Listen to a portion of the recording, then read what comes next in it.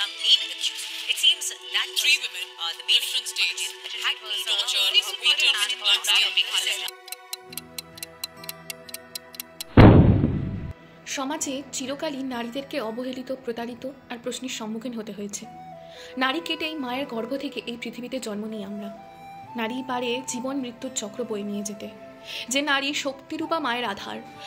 সমাজের স্তরে স্তরে নারী শক্তির প্রমাণ পেয়েও আজ নারী কত সামান্য।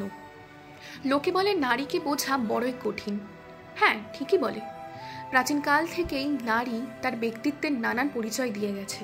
তখনও এত শক্তিশালী দেবতা থাকা সত্ত্বেও অসুরদের বধ করার জন্য নারী শক্তিকে আহ্বান করতে হয়েছিল সকল দেবগণকে।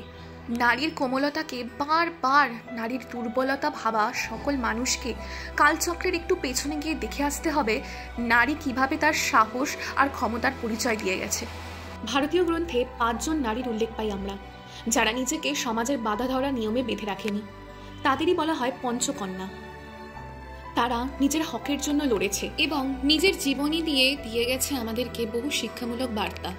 এই পঞ্চসতী বা পঞ্চকন্যা হলেন অহল্যা, দ্রৌপদী, তারা, মন্দোদরী এবং কুন্তী। পঞ্চকন্যারা তাদের নামের মাধ্যমে পাপ ও নেতিবাচকতাকে কাটিয়ে ওঠার ক্ষমতা রাখে।